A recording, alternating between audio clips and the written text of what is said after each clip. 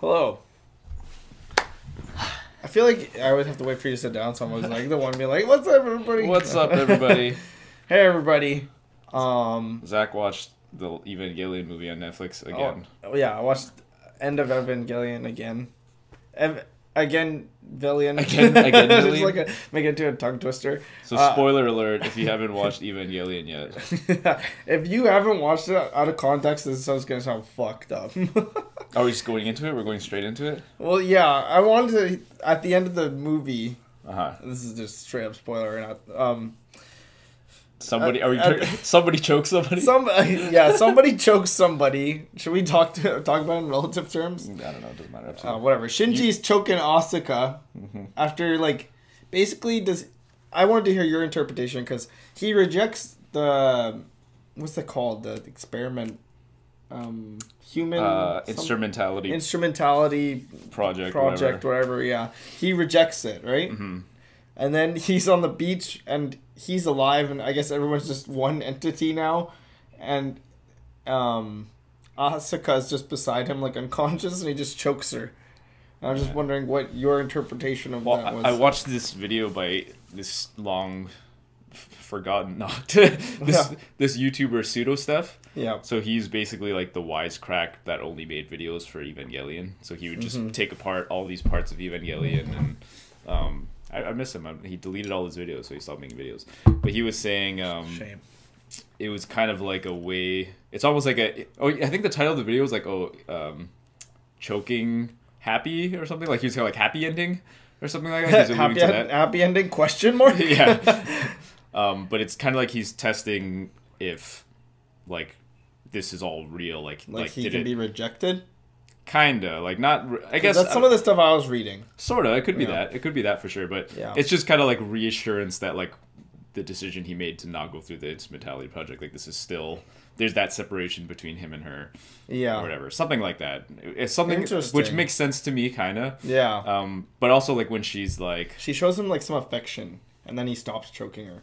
Yeah. She puts her hand on his cheek, and that's when he stops choking her. Yeah. But at the end, the thing that threw me off the most is literally the last line of the movie. She just goes, "Disgusting," and then just ends. And it's like, and apparently, the theory with that I've heard is because during the almost Instrumentality project, they were kind of all one for a few seconds. Yeah. Or whatever, and so she probably knew that he jerked off on her at the beginning of the movie.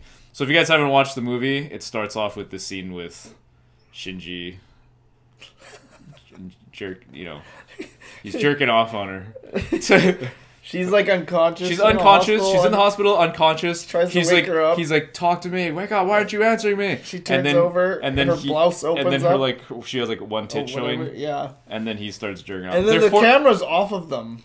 Yeah. And then you hear jerk off noises, and then he's got jizz on his hand. I would like to point out, if you watch the original, it shows her one tit that's out, which is weird. And there's jizz on it? Yeah.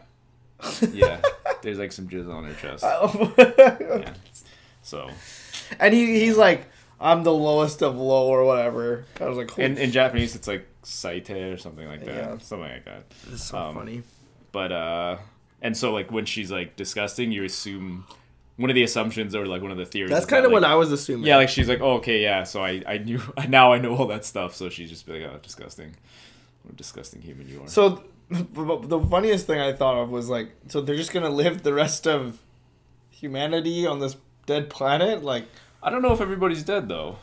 Well, they're all one. I guess they're alive. I don't know, but I don't think they went. If he rejected it, I feel like then they all got sent back out into being individual people, except the people that died. Those people are dead. Yeah. I don't know, actually, though. That's just my personal theory. I didn't look this up, and I should watch the movie again. It's been a while since I've rewatched Evangelion, I feel like. I did maybe a couple of years ago, but if you guys don't know, I'm a huge Evangelion fan. Yeah. You got me into it. It's my favorite anime, but I should know it better than this. I should watch it more. But it's just because it goes into so many things. Yeah.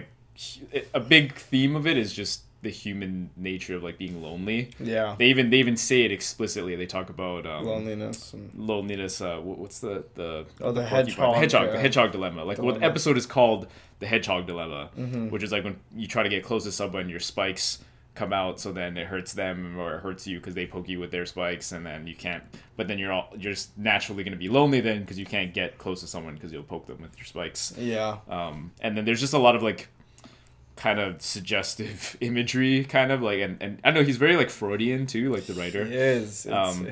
Is the thing, like, we're describing these things and it sounds very perverted, but the way it's told, it's like weirdly an exploration of that stuff. It's so many things, right? It like is. You should watch. I don't know if it because that sounds vulgar. Like, it's not the most.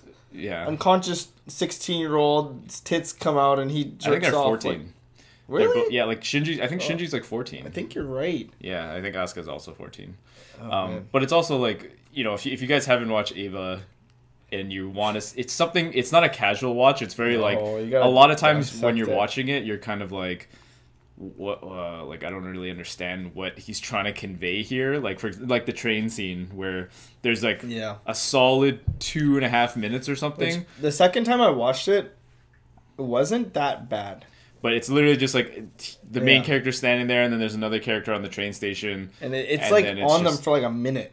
It's longer. I think I even calculate, like I even like looked at it. It's a long time. It's like 2.5 minutes of just the scenes not moving at all. All you hear is just like the train station sounds. My second watch through, what was the most awkward was when Unit 1 is holding Kawaru? Kawaru. That is like 3 minutes. I swear to God. It is very long. It's so long. It's so and I was long, like, wow, they're really milking this. But at the same time, like I understand why the moment had to be long there. Mm-hmm. Maybe not that long, but I understand why it had to be long there because like Kaoru is like the first person where Shinji actually feels like a connection with someone who like loves him unconditionally. Yeah. And that's another theme of the show, right? Is like love being conditional, and that's why Asuka is always trying so hard to. You know, she thinks her only value is to pilot the Eva. So when she can't pilot the Eva or be number one or whatever, she feels like I'm not a real person. I'm useless. I'm not worth anything. And Shinji's the same way. He's always struggling with trying to like the only way Shinji feels like he's so useless he can't pilot an Eva. Yeah, but he knows like the only way he can connect with people, the only reason why he's there is because he can pilot the Eva. And that's true. Like and they do it like right at the beginning with him and his dad. Yeah, it's like if you can't pilot the Eva, get the fuck out of here. Exactly. And then he's like, "Oh." It is pretty great that Unit 1 like bites him in half, and he's like, "I'm sorry, Shinji," because he realizes like he did all this shit so he could get his wife back, but in the doing so he like lost his son. Like he didn't care about his like their kid, which obviously she's gonna care about. Well, I mean, I think they said something about that in the show too. Like he was saying how he didn't know how to connect with Shinji or something like that. But then also it's like you don't have to treat him like such a fucking dick. Yeah, like such a dick, right? Like, he's just like kind of a means to an end. Yeah, and it's like whoa. But I remember like the only sign of affection he got within the show really, and it even like lifted him up that one episode where he's like, and he doesn't even say Shinji. He's like, pilot, Unit 1 pilot, or whatever, something like that. He's like, yeah, you did a good job. And then it's like, wow. Yeah, he's like, I think I like piloting the Eva now. Yeah, exactly. Yeah, I don't know. It's like, interesting. Yeah. It's funny because now, like, I guess for you to listen to this and hear what we're talking about, it's probably more useful for people that have watched the show. Yeah. But hopefully, like, some of the things we're talking about will make you interested if you haven't watched the show. Yeah. But it's also, like, a big deconstruction of... I don't want to say like Power Rangers, but that's the best analogy. But like the stereotypical kind of your teenage kid can save the world with the ragtag group of whatever. And it's like, I feel like Power Rangers is a good analogy because there's like a higher organization kind of, and they were chosen to save the world to pilot these giant robots. But it's a deconstruction of that in like a deconstruction of the psyche too. Yeah, because like for example in Power Rangers, I know we talked about this, but I just think it's good to have it on the podcast. For sure. You know, like in Power Rangers, you have these teenage kids. They're chosen. They become like super powerful with the Power Ranger powers, and then they fight evil and they beat evil, and it's just like everything works out. Like go Ranger, Red Ranger, go. Everything doesn't always work out. This is more realistic. Like they choose the kid to pilot the thing, and he's like, "Fuck that! I'm 14 years old." But they need him to pilot. Yeah, because apparently, like they have a thing that makes sense later. I don't know if they explain it exactly, but. If you look it up, it makes sense like why these 14-year-old kids are the only ones that can pilot these big machines that can fight these aliens, basically. And so when he first gets there and they're like pilot the machine, he's like, no, I'm fucking 14. I don't know what, like, how am I supposed to?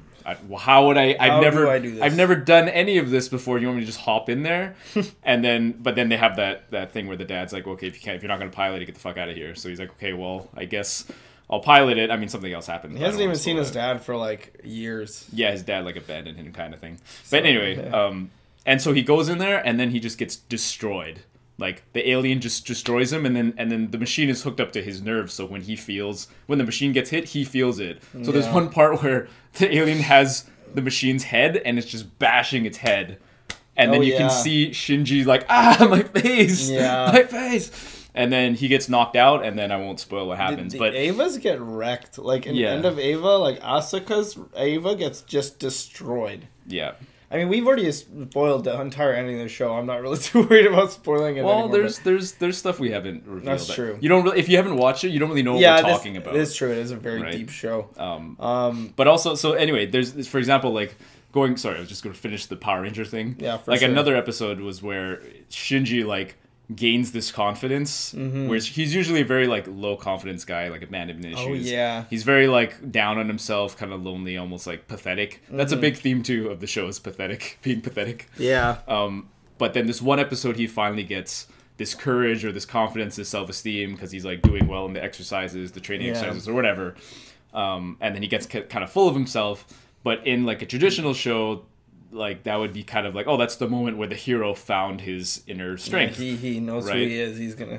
And then so what happens in the episode is he just gets they fucking wrecked. Instead of like he goes in and he's like, yeah, I got this. Don't worry, I got this. Which is again rare for this character. Usually he's like, I don't know if I can do it. Yeah. But this episode is like, no, I got this. I'm down. And you're like, yeah, okay, this is what normally would happen. Is he would gain this inner strength and then he would beat the bad guy. He goes in there and then he gets absorbed into this other dimension, and then and then you're like, they don't know where he went, and then you don't know if he's like alive or not. Yeah. And then he's alone, he's like dying on like life support because they can't get him out of this dimension. They don't know how to get him out. So it's like that was a weird, like, the exact opposite happens of like what you think would happen, where he would like go and beat the bad guy, but it's like no, he just totally falls back, like backfires, and then he just gets fucked, and then everybody's like, I don't know how he might just be dead now. Wow. Right. But I don't know, and that's not that those are just like what makes a good show. Yeah. Is just to do that is we call it subvert expectations. I don't think that's always the basis of a good show necessarily, if it's used properly. Some people do it arbitrarily. Yeah, like some people like I'll give my Game of Thrones rant. Yeah. Is like just because doesn't mean you should. Yeah, like just because you don't know what's gonna happen doesn't mean it's a good show, in my opinion. Like I could write like I always have this example, right? Like I could write a story like, oh, there's this guy, and then he went to school, and then he died.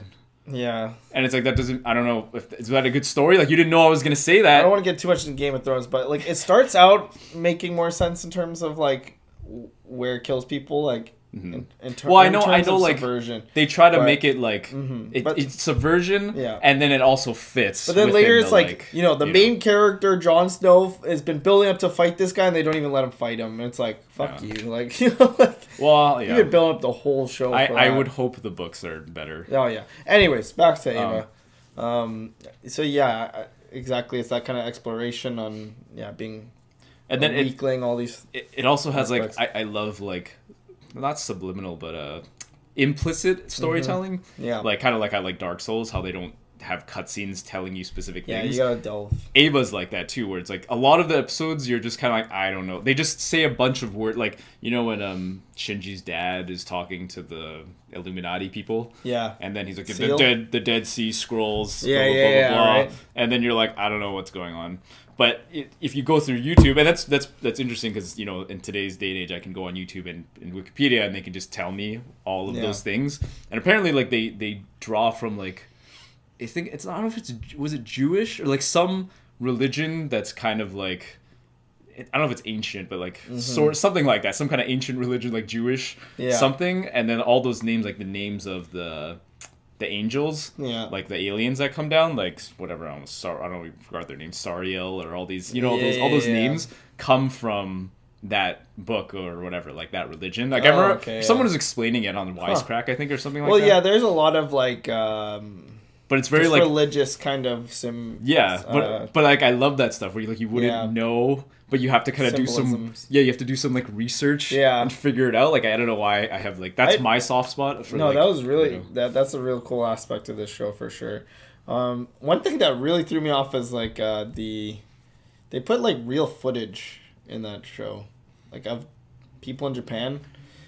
Yeah. And at one point, they're like showing people in a theater, and what I assumed was watching the movie, but it was talking about humanity as a whole, and I was like, "What is this meta shit right now? Like what? Like it's just kind of awkward to see someone like I saw someone in the theater, like they woke up, they're like, oh, and then everyone's clapping. I was like, what the fuck is this? Like, but do you remember that part? That's the ending before he made the movie. They're talking about dreams and realities and like whatever your reality is your dream. It's some shit like that. Well, I think and everybody's gonna say like everybody that knows it's Ava, open to interpretation. Everybody that knows Ava is gonna say what I'm about to say. Yeah. Is that like they lost their budget near the end of the original series? Yeah. And so the last two episodes take place in Shinji's head. And so like he's using so that's why the drawings are all kind of not super crisp. No. And then he's probably using some camera. He's trying to use all these tricks and kind of all around, whatever, but it takes place in his head, so it kind of makes sense. Yeah. So it's not like just, a fully drawn animated show. Yeah. It's like all these different weird abstractions that could be like kind of the thoughts that he's going through. But it's an End of Evangelion, which was made later, right? Was it too? No, yeah, there's like real live footage of people. I also know I forgot his name, but he's very stubborn about his original ending. He's like, no, that's he's like, because they're like, no, was it because you lost fun? He's like, no, that's exactly what I wanted. And so maybe when he put it in the movie, he was just to justify it, just to be like, no, that's what I meant. See, when they were kind of like all joining together in the Human Instrumentality Project, like. Yeah, you just see they're kind of talking about like this being another reality, and it's just Shinji talking to Katsuragi or whatever, and they're having a weird conversation. But yeah, it's just like people on the street in Japan and like traffic lights and stuff. I'm like, what's going on? Like, did you know? And also, like, fun fact for those, maybe I'm late to the party on this, but there's actually a lot of like spin-off Evangelion stuff. I knew I knew of two from a while ago. Which one was like the world where it's like if Shinji wasn't a pilot, there's no angels and stuff. Do you remember he gets a glimpse of that when he's deciding whether he wants to do the instrumentality project or not? Like, remember where like, what's her name? Ray's running to school, and then Shinji's living at home with his dad and his mom, and it's it's like one of those alternate reality. So much in that like montage. So there's one of those parts is that where it's like as if there's no angels and there's no Avas, they're just living a normal high school life. Yeah. So there's a spin-off that's literally in that reality. Huh. It's because I watched the Crunchyroll, the however many timelines thing. Yeah. So like but I also read that manga of that whole timeline, and it, like near the end it starts to like blur where like he has, I think, something like dream. I remember I read it so long ago. He has like dreams of the Ava world. He's like, what's going on? Yeah. And in all the and there's so many spin-offs. Like there's the N64. There's like a bunch of games. There's like a fighting game for PS1. There's like lots of visual novels and stuff like that. But in almost every version, there's Kaoru. And then I remember telling you like, there's this one iteration, like one spin-off that's like, it's like if the Ava characters were. They Babies. fight. No, it's kind of like it's almost like a Fate Stay Night type of take on it, but instead of the Avas being machines, they're like weapons, kind of thing. That's why I think of Fate Stay Night. So it's like Unit 1 would be a spear or something. I don't know, and then or like a sword or something. And then I don't know if it's that one or not, but I think it was that one where it could have been a different one. But Kaoru's like new, like it's the first time Kaoru's like ever been alive. Oh yeah, so I guess I have to preface this. Kaoru is like persistent across all timelines. Yeah. Like he knows everything at all times, all dimensions, all iterations of different timelines and all that stuff. So that's why in all the iterations of Kaoru and all these spin-offs, he's always the same, like loving unconditionally to Shinji. And then there's one of those spin-offs, like I was saying, which I think it's the one with the weapons or whatever. I can't remember, but where he's not like that and he's kind of like almost standoffish with Shinji because he's like, who the fuck are you? Because he doesn't no, this is the first time, like, this is like, it's almost like how he was just born, I guess, and he hasn't had that. The first time. Yeah, this is like the first time he met Shinji. Yeah. Or the first time, yeah, exactly. Yeah. But I don't know, I never read I only read that one manga that I said. Cool. But knowing that, like, all those timelines when that guy was running through all the timelines is really interesting. Did the creator make all those?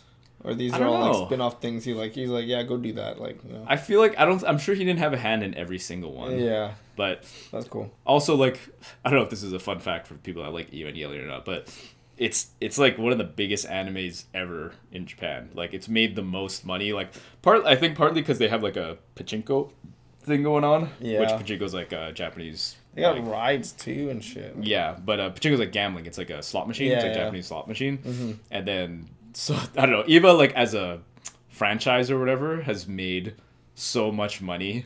Where it's like, I feel like for people like us, like, originally I always thought like, oh yeah, like I'm like a niche. Like, I like Ava, nobody else likes Ava. Kind of like, oh, you gotta check out Ava, and it's like, oh, you never heard of Ava? It's like a Donnie Darko thing. You think you're like in a culty kind of thing. Yeah. But in Japan, like, people love Ava. Oh yeah. But I think in the West, it is more like, you know, it's like in the West, it's like Dragon Ball Z, Full Metal Alchemist. Just because like the streaming rights and the distribution rights were so fucking weird. That too. Like, but it's not to watch the show, you had to torrent it in North America. Like, but it's also just recently. Not a very accessible show. No, exactly. To watch. Oh yeah. Fair, you know what I mean? Like if you watch the first episode. Mm-hmm. It's not that, like, it might hook certain people, but like after a while, like, it's kind of taxing to watch sometimes because it's so those deep. Last 2 episodes for sure. It's kind of like Sim was saying he rewatched The Prestige, for example. Oh yeah, and that reminds me of like those type of movies where The Prestige is like, when you watch it right off the beginning, you can be like, it either feels slow, but it's also like it's heavy because there's so many. You can tell the writer or the director wants you to remember what you're watching right now. He wants you to remember every scene. Yeah, exactly, because you can feel it right off the get, because then later you're going to be like, he wants you to be like, oh yeah, remember? And then and if you're not paying attention, you're going to be like, well, I'm not going to get the most out of this. And Evangelion is kind of like that, to me at least. Like, you can just watch it casually, but you're not really going to understand it. And it might be kind of entertaining, but if you're going to watch it casually, you might as well watch something else. Yeah. You know what I mean? It's not really one of those shows. Yeah. So it's surprising, like, how much it's... And maybe...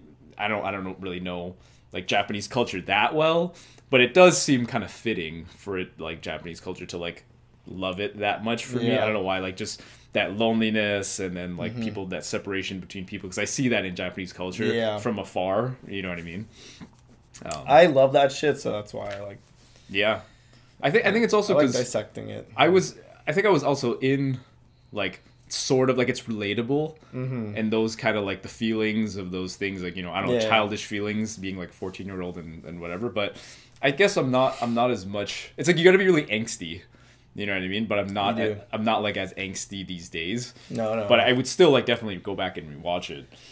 I think as you get older, you probably relate with different characters more. You know, I think that's kind of the beauty of this show too, because it's like from 14 to like an adult. You know, like. Like, look at, what's her name? Misato? Katsuragi? Like, Misato, like, you know, after a while, I think, like, at our age, you can kind of relate to her or more, or, like, any of those kind of people. Yeah, well, like how she puts on the happy face. Yeah, exactly, and then she feels like she's not She's my favorite character, I think, in that show. She's pretty... I think she's probably my favorite female anime character. Yeah, like, she's strong, and she's also, like, vulnerable, and... Yeah. What? Classic. I guess that's how. That's very. She's a very deep character in my opinion, but then again, like, now we're just. I feel like that's just like an Evangelion thing. It's like, yeah, no, everybody's deep. It's just a deep show. It's so deep. You know what I mean? Yeah. Are you gonna watch Rebuild, which is like the 4.0? I want to watch the Rebuilds. I don't know where to watch them though.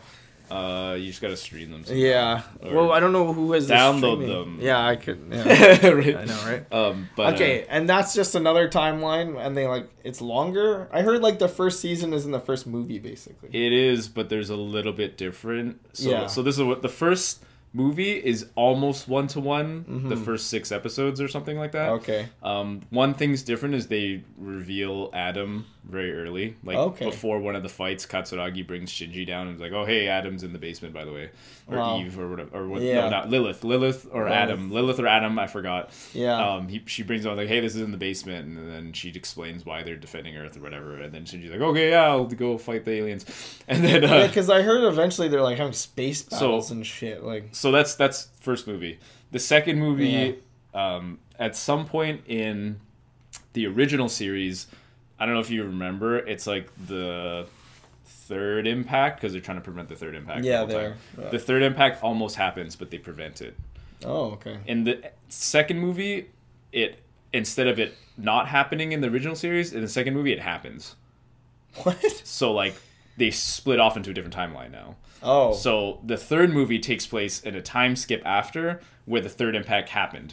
Mm-hmm. But in the original series, it didn't happen. You know what I mean?